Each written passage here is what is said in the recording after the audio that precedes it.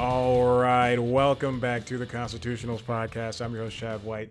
If you didn't know, this is the premier podcast for the website, cpluscomedy.com. Like I just said, it's a website. Go there.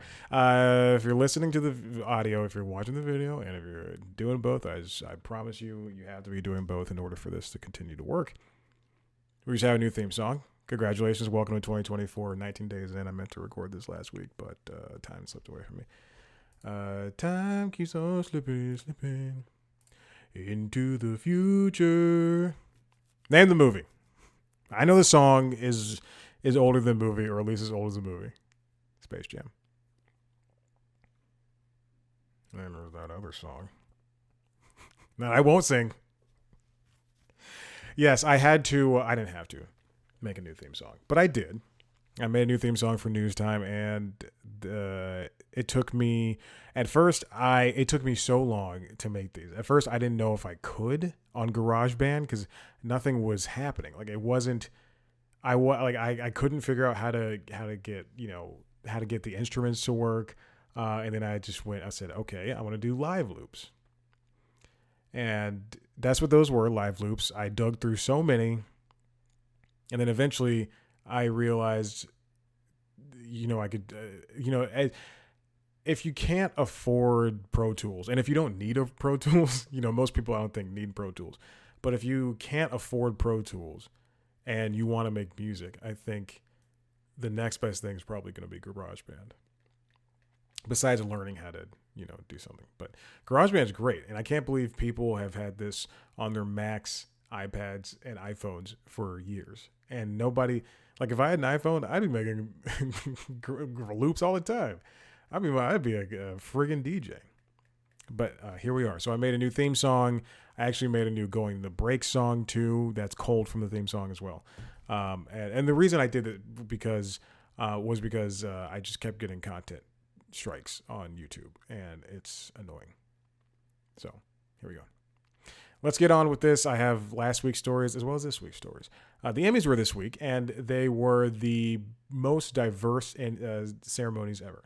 This comes from Clayton Davis over at Variety. Also, if I sound a little off, it is because I'm going to a wedding for the next 2 days, and I have to get Maverick out, the dog, and he's still a puppy.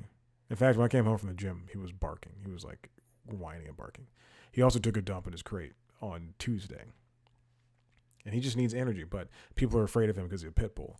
So I have to walk him for a very long time or take him to a paid dog park or a bigger dog park versus the one that's inside my apartment complex. The one I pay for, the one that my apartment costs, over $2,500, and people with their friggin' doodles and golden retrievers, they're like, oh, he plays too hard. Any hoosers, so I did not have a lot of water today because I was walking with him, and then as soon as I got back, I had to get ready I had to eat lunch. I ate lunch at 3:00. It is 4, but I had to go to a press junket, and that took an hour of my life. The interviews are great, just the waiting part sucks. Also, I said there's a point last year.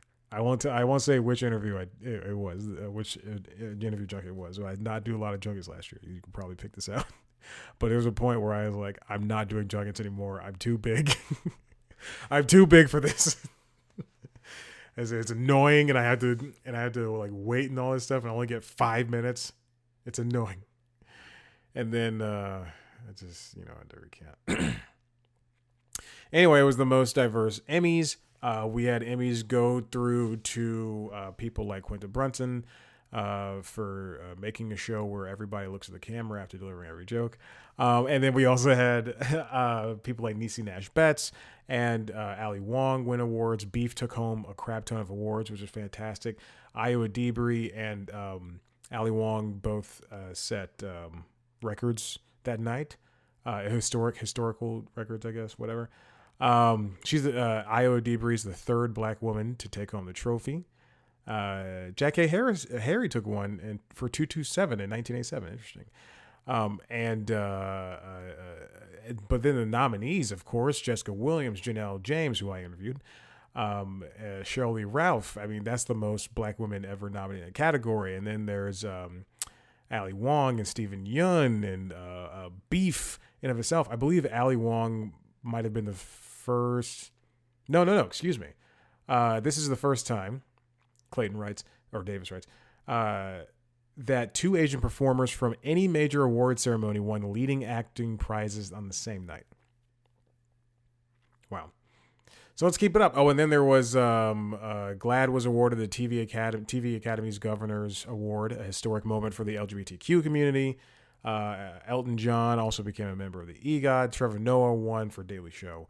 And I mean, it's amazing to see how years gone by, it's always been, shows like The White Lotus and it's cast like The White Lotus.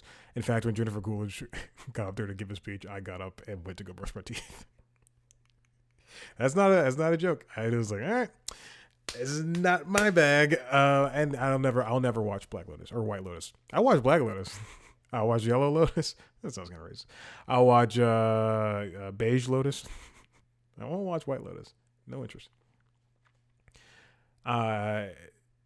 Pedro Pascal did not win, but he was the first Latino to score 3 noms in the same year. America Ferrera, Jarrell Jerome, Albert Paulson, Jimmy Smits, Edward James Olmos, Ricardo Montalban, Rita Moreno. Those are people he joins for even being. Well, those are the 7 Latinos who have won acting Emmys across all categories. But I mean, can we even say that? That's like probably the entire list of Latino people who have been nominated. But it's great to see these numbers change over these past couple of years. Unfortunately, here's an article from this week. I'm moving things around in my schedule, but I know it was right here. This comes from Variety, written by Brent Lang. Major studios pledges to hire more female filmmakers, and people of color were performative, a study finds. Just because we had movies like Barbie and we had Cocaine Bear, which is directed by Elizabeth Banks, which is, I think, a great movie. It's always great to watch a comedy like Cocaine Bear in the theater alone. I also saw, I've been thinking about this for the past couple of weeks because it is, in retrospect, kind of a scary move, if I had any sense of myself. But I saw the latest Scream movie. I think it was Scream 7, because 4 is the reboot. 5, 6. It was Scream 6. So I saw Scream 6 in theaters by myself. I think I told that story about when I did. But it was the last day I was going to be in theaters, and it was like a 11 a.m. showing. And I went in there, and I had a specialty popcorn that I got for free. And then I had my lunch with me because I biked up there.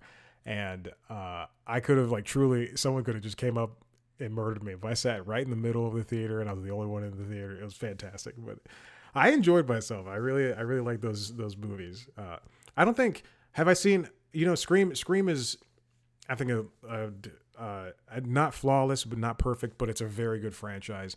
And I can't say any of the movies are not good, unlike Nightmare on Elm Street or Halloween or something along those lines. Okay, let's get back. This comes from USC Annenberg's Inclusion Initiative, which says that there were no real steps towards fostering the change. This is the second report in a couple of days, in the same amount of days, rather, from USC, the Annenberg's Inclusion Initiative, talking about how Barbie was both the year's most successful film and the highest grossing movie ever directed by a woman. But they still give all of their highest profile gigs to male directors. Let's also say they give it to white male directors. The other study was conducted by the Center for the Study of Women in Television and Film at San Diego State University. Excuse me. I said the second study also came from USC, but it did not. The report from USC found that a total of 116 directors were attached to the 100 top grossing domestic films in 2023, but just 14 of them, or 12.1%, were women. That's a slight improvement, 9% from the 9% of the top grossing films that were directed by women in 2022. But the report argues that the percentage of female filmmakers on top movies has not changed notably since 2018, when it was 4.5%. Now we're getting to the nitty gritty with the real numbers that I really care about. Only 4 women of color, 3.4%, helmed one of the 100 top film movies. 3 of those women were Asian. The director for Joyride, Adele Lim, Celine Song's Past Lives, and Fawn Vesterhoven, Vera Sunthorn for Wish, who I did email to interview. And I sent the wrong, I was emailing a lot of people that day, and I sent the wrong name. The other woman that's a very true story. The other woman of color to direct a top movie was Nia DaCosta, who's black, and she directed The Marvels. These numbers are unchanged for women of color. I wonder, what is it going to take for these studios to get behind a woman of color? I mean, first studios boards have to, want to hire people of color, women of color in bigger roles. When Disney has black women execs leave their ranks, and in Spain, I'm not gonna say that.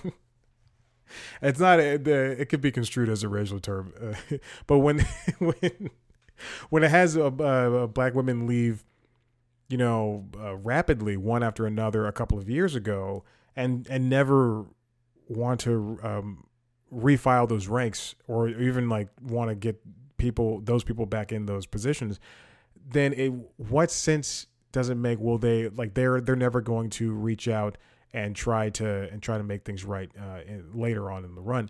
I listen to I listen to a couple of comedy podcasts, and I only pay for 2.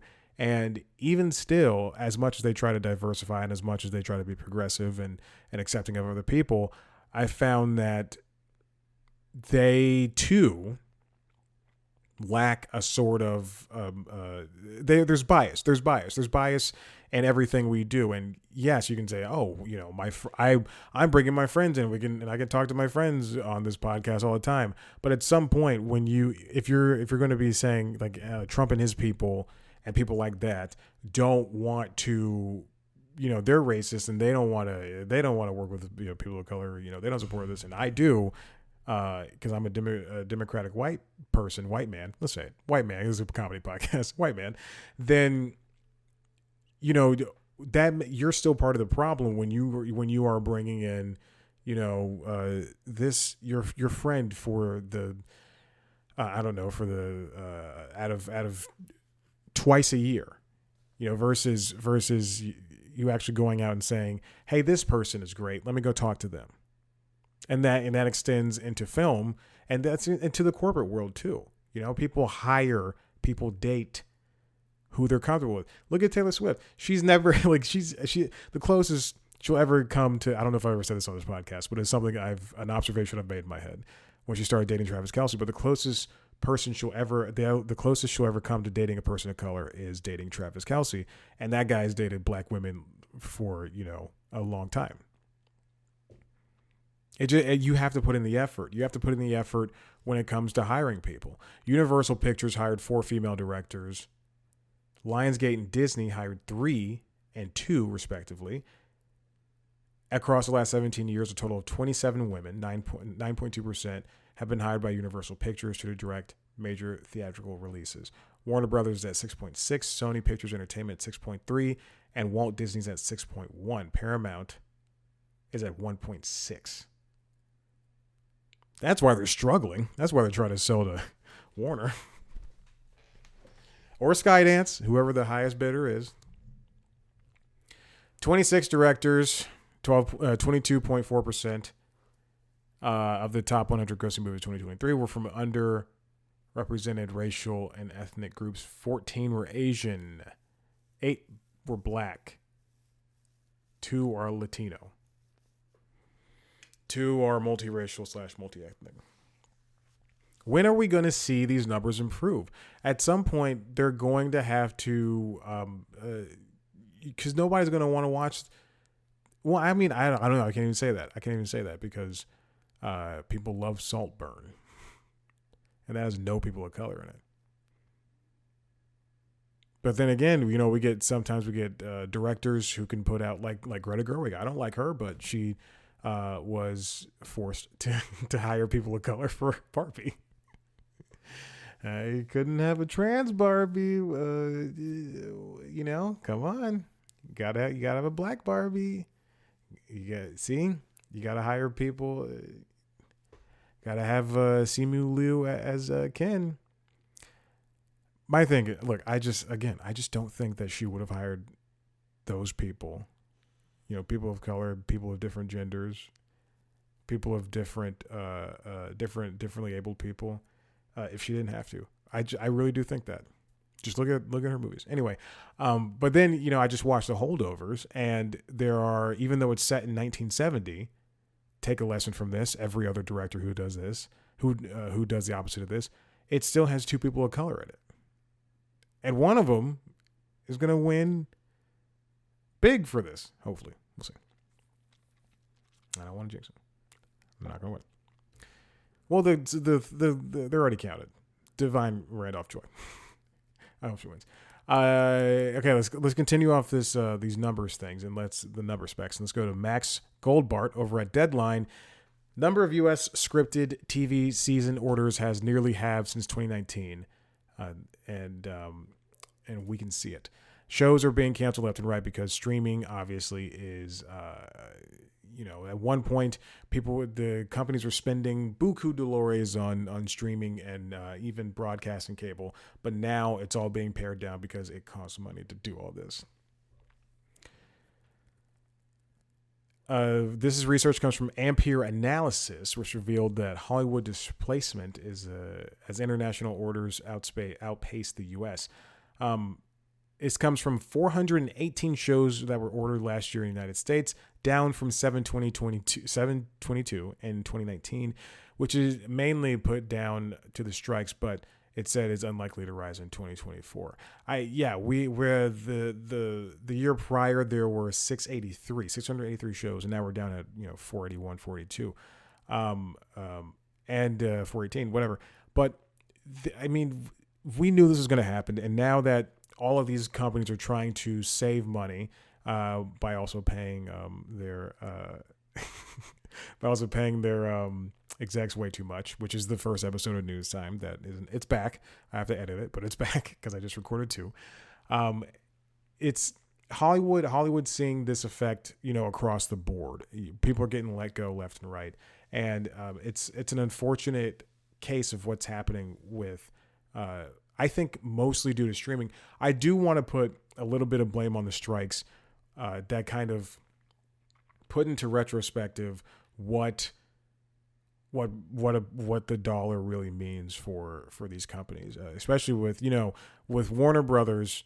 Zaslav came out and said we saved $500 million by not having to pay writers, and now I think that even though he can recant on that, I do think that there's a part of those companies, of all companies, not just Warner Brothers and not just Zaslav, but all these execs and all these companies going, hey, yeah, we don't have to put money into this. If you look at the new, and I'll record Late Night Lately at some point, but if you look at After Midnight, the sequel to At Midnight, and the new show that replaces Late Late Show, as we're following the Late Show. There's no money in that show. That is a single stage, a single screen, and I mean there was no money in the original show either. But I can really feel it with this one. That's not to condemn that show, but I can just feel that After Midnight has $0. And yes, it's a late night show, but you can't really compare that to something like Young Sheldon or something. Again, I don't know why that came out of my mouth, but. This is exactly the kind of thing that if you pay attention to, you can definitely see.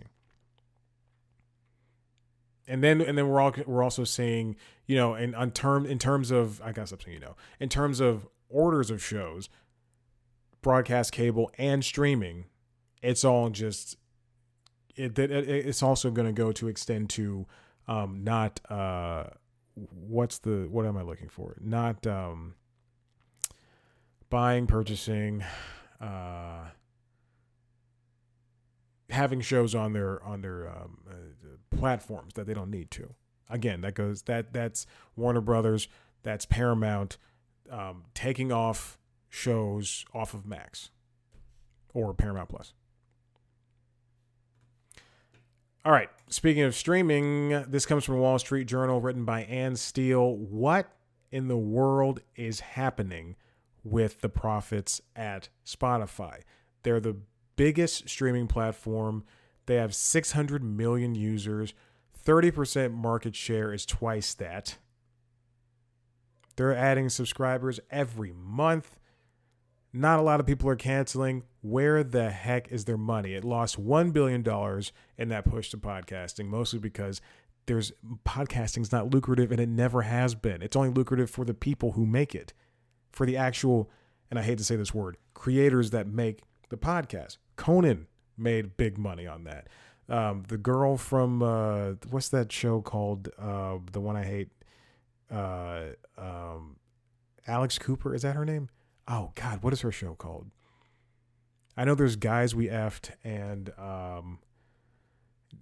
Date Me or something like that. Anyway, those people are the ones making money. They saw these numbers, like truly these companies, Spotify and Luminary. I think is Luminary one. I go, but they see these numbers and they go, oh, I think that we can make even more. We can do it even better, but you can't because there's a stopgap in between that. There's a big space that nobody can hit except for the people who directly make the things. That's why you have shows going directly to Patreon, because there's no middleman there. You've got people like me. You got audiences paying the creators, Jesus Christ, the hosts directly, because that is what we want. We don't want the intermediary. We don't want the big company looming over and go. And that's not to say like that there aren't big companies, allowing other shows to go to Patreon, but the big company, putting forward ads inside of it. Inside of shows, I would rather just have an ad for underpants, or an ad for a toothbrush. Does Quip still do? Is Quip A still in operation? And B, do they still do ads? I was thinking about that the other day. It's a good toothbrush. It's not that strong though. I like my Oral-B. Still have my Quip. I also lost a Quip when I went to Vancouver. The only time I travel out of the country, I lose a Quip. I'm gonna buy another one.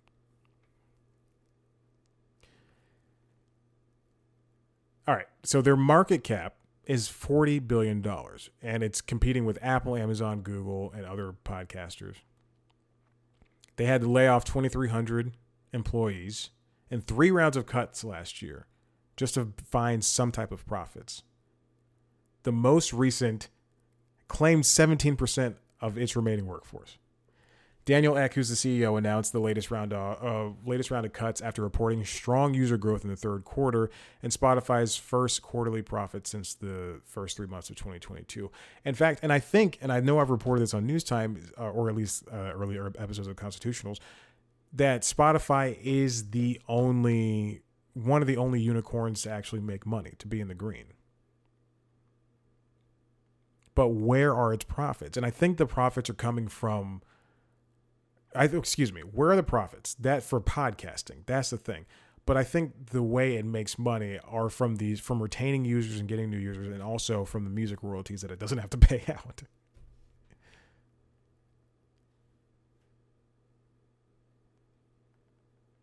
Is the audio? I don't think audiobooks going to pay off for them. I don't think anything besides music is going to pay off for them, and they have to understand that. And that's why. And I think that's what they're getting at now, is because Joe Rogan can take his podcast anywhere, and he can still put out video and he still can put out shows, but having something be exclusive to an app that is just already so bloated down. I don't listen to Joe Rogan. I don't listen to any of that shit. But that's like their baby, just having things like that can't be. You're paying for the name, and you're hoping that they can drive people to the app. You can have Joe Rogan talk, and then that person who was on Apple Music is going to go, or on YouTube Music, or on Deezer. Why would you downgrade? But you could, or Qbuzz or Tidal, and they can go, well, if I can get everything over here, then I will. and that's what they thought was going to happen, but that's not something that's happening. All right, this next one comes from Hollywood Reporter. Alex Weprin wrote it. Amazon's about to eat the TV universe. In 10 days, Amazon Prime Video will make an ad tier, and it'll be default for users who don't opt in to pay the $3. Now, $3 is negligible for some people, especially if you just leave things on. But is it something that's going to help them? And yes, right now, the paid television tier, the ad-supported television tier is very lucrative. It's something that is right now at this point in time pulling in a lot of dough because people don't want to have too many subscriptions. They don't want to pay $500 a month for subscriptions, and yeah, I understand. I totally get it. Amazon has always been coy about how many Prime subscribers it has. It's somewhere around the 200 million range. But no one disputes that its reach is almost unrivaled. Consumer intelligence partners, research partners, estimates there are about 168 million Prime subs in the U.S. alone as of 2023. And if just half of those subs watch Prime Video content, it would be comparable to Netflix's penetration of the U.S. 77 million and significantly more subs than the likes of Hulu, Peacock, and Paramount. So think of all the people. Like if you watch Reacher, and let's say 20 million people watch Reacher, that would instantly make that show like the top show, probably in the U.S. Netflix has an ad tier. YouTube has ads if you don't pay for premium. Disney Plus has an ad tier. And by having an ad tier, Prime is going to be competitive with Netflix, which is his prime target. Prime.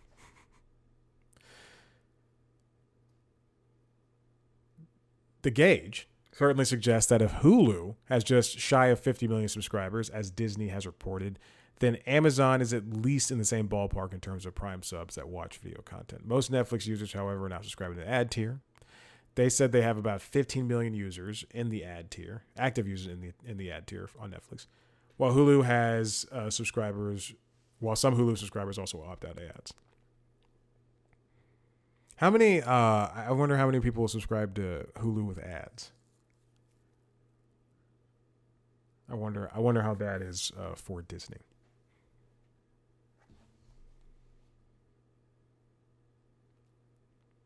So what's the play here? People, I don't, Amazon is they'll have two versions of what they call fast streaming, they'll have two versions of ad supported streaming. One is the fast streamer, which is freebie, which you can already get on Amazon or get separately, which is always going to have ads. And then there's the Prime Video stuff with ads. And both have their own exclusive shows and syndicated shows and acquired shows. What will happen to Freevee? I think it's good for it not to be consolidated and for everything just to be treated as one.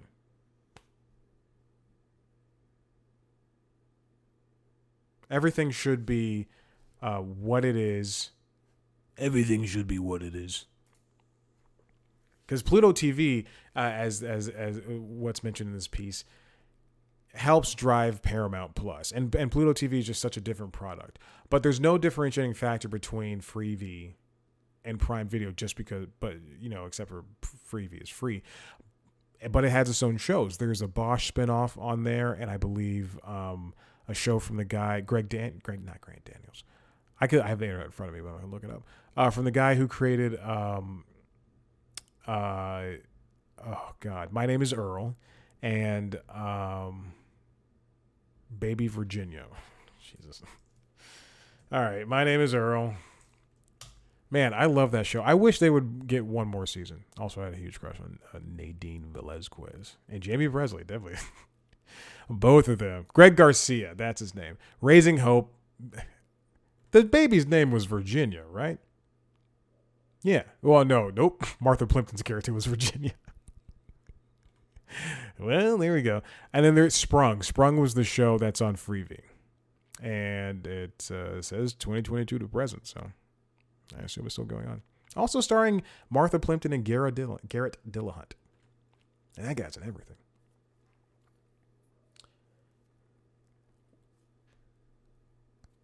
I don't know where this is going to go after this. There's really no ending here, but there we go.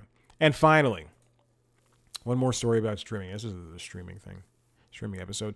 Jessica Tunkel wrote this for the Wall Street Journal. Netflix considers ways to make money from video games and possible pivot. All right. So Netflix, if you don't know, is and has had gaming ambitions for the past couple of years. They bought the studio that created Oxenfree. I don't know the name of the studio, but Oxenfree is a point and click game, adventure game that's really coming of age, and I think it's good.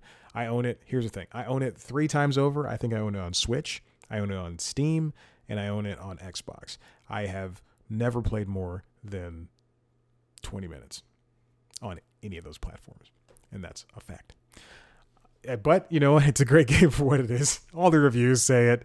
And then there's Oxenfree 2, which Netflix, which was I think the first game under Netflix games that they released. But they also purchased other. Let me see. They also purchased other games as well. They purchased things like World of Goo, which is a very popular mobile game. Unfortunately, it was ruined by Netflix. And then there's also Sonic Prime Dash, which I'm playing. They bought the company that makes Dead Cells, and what's interesting is they have Netflix editions. If you're watching the video, you can see. I'm holding my phone up. They have Netflix editions of games like GTA Vice City. They also have special games that are created just for mobile, like Shovel Knight Pocket Dungeon, and you'll if you use the Netflix app on mobile, you'll see that they are shoving it in your face. First of all, in the game section, which is situated right between their home and the home button and the new and hot TikTok section, or wherever the heck that's called. And I'm I'm not somebody who plays mobile games, but I do think it is. There's pros and cons to this, and I would say there's right now mostly cons. Which is not to say that this doesn't deserve to exist. And yeah, Netflix has has its rights to expand outside of television, but man, this is not the way to do it. There are some games on here that sure I'm glad they exist in their forms, like Sonic Prime Dash, which is based on the Sonic Prime show, and I'll say that's it for now. But there's a thing about owning games that is now a little bit more pertinent to this world where we have Game Pass and PlayStation Plus and Nintendo Switch Online, where we don't just own games, and there needs to be some type of object permanence or game permanence when it comes to all of this. And Netflix has brought a lot of great games that are great on console or great on PC, or that now, or they just purchased outright and just slap the Netflix name on there, like Dead Cells. And Dead Cells is a game you can buy on iOS and on Android, besides buying it on PC and Mac and consoles for real money, versus you get it for free. You get all that, the DLC, you get the entire game for free if you subscribe to Netflix, which is, that's great, because if you're somebody who pays $23 for the 4K thing, and you want something more than just being able to watch things in 4K and have 5, I think you get 5 account not logins, but users. They should also, if you pay $23 per month, they should stop sending me the full screen ad of, hey, do you want to add more people to your thing? Because if you do, then it's going to cost $8 for those extra ones, which is ridiculous. I'm paying the most. Let me be able to share my password. A, I won't do that, but B, let me be able to. And I mean, yeah. So as I was saying, they've been able to, with this money, be able to bring games like GTA 3, San Andreas, and Vice City, better ports than the original ones that were brought by Rockstar that were said to be upgrades, and these are actual upgrades. Then there's the TMNT, Teenage Mutant Ninja Turtles Shredder's Revenge, which is a great game, throwback arcade game that's on consoles and PC. We've got Kentucky Route Zero, Death's Door, Farming Simulator 23, Transformers Forged to Fight. I think that is just a game that they created. But these are all the things that I was interested in. They're on my list technically.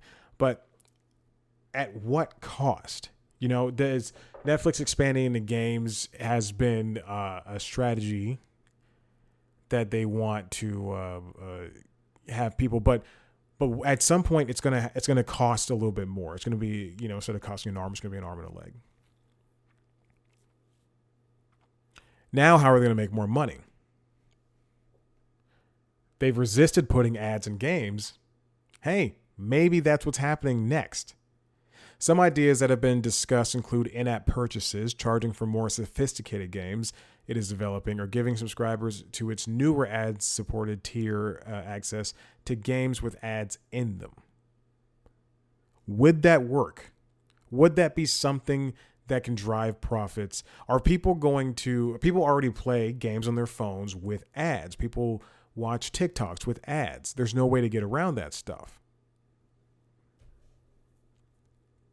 So would that be an encouragement for people to jump up when it comes to subscriptions, or a way to keep them to keep people who aren't interested and spending the $15 for the HD without ads, or I think it might be 16, but for spending that much money without ads and to have games, whatever.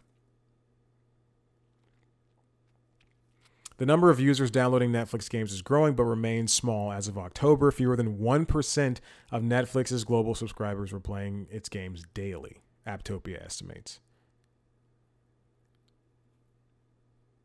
And that, just reading that out loud brings together another concern. What happens when they eventually give up on this? They gave up on DVDs, but if this doesn't drive profits for them, are they going to close the Oxenfree studio? Are they going to put those developers out of work? Are they going to put other developers out of work? Are we going to lose access to better versions of GTA games that are finally on mobile?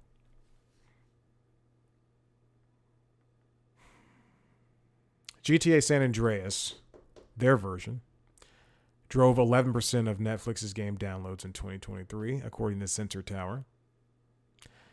Analysts have estimated that Netflix has spent about $1 billion on buying gaming studios and building the business. The company spends about $17 billion a year on its shows and movies. And they have the money to let this all go and let this all happen. It's kind of like when Apple, when we found out that Apple had like $100 billion in cash or something like that, and they dedicated $1 billion to TV shows and movies. I'll say it paid off for them. They had that movie about the deaf people that won an Oscar. They've had a lot of great shows and movies. Monarch's good. What's the one? Family Switch? Is that the newest one? That was all right.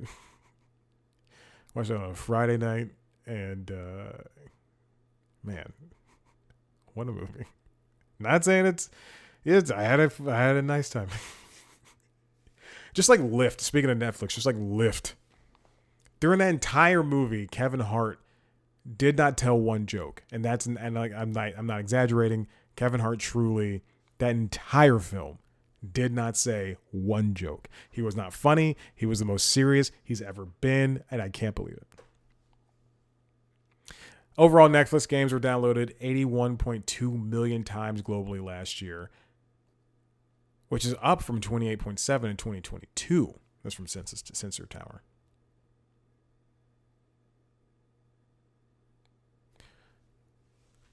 And AAA games cost money to make. We've got the Capcom brought Resident Evil, I believe the latest one, the remake for Resident Evil 4, and I believe Resident Evil 7 are the two that are on iOS right now. I don't know if they're on Android, but I know they're on iOS. And those are giant AAA games. The next logical step after putting ads in games would be for them to bring in an actual, like, real AAA game. Whether that's acquiring one from a studio or whether that's making one themselves, it's going to cost a crap ton of money. Spider-Man 2 came out. And that costs a lot of money. Halo Infinite costs a lot of money. Let me name a Nintendo one. Pokemon Scarlet and Violet. They cost a lot of money. It didn't come out too well. But you know what? I finished it. The end. That's the next logical step for them. And is that going to pay off? Is that going to be something that's lucrative for them in the long run? I can see them putting out something big budget in the next couple of years. But if it whiffs, it's going to whiff hard. Hey, listen, if you like what you heard here, head to the website, cpluscomedy.com, where you can see me talk to famous people. Like I said, I just did a junket, and I will talk about it when that is ready to come out. You can watch the other ones, watch the other interviews under the interviews on youtube.com/cpluscomedy. You can watch the video version if you're listening to it of this show, as well as the other podcasts, Late Night Lately, the late night talk show, the late night show, and LinkedIn Logs, which is the business podcast. That's going to be a tagline for that. Listen, LinkedIn Logs, business podcast. You can watch video version of the shows, youtube.com/cpluscomedy. You can watch everything I've ever done. There's shorts somewhere. I don't know. I have to create an outro to this show because I can't play the entire theme song over and over again. Social media, TikTok, Twitter, Instagram, Facebook is way too hype. Doesn't make you want to bang your head. Yeah, all that. Chad at C Plus Comedy. Me at Chad Black White. Thank you for listening, and we'll see you next time. I appreciate you.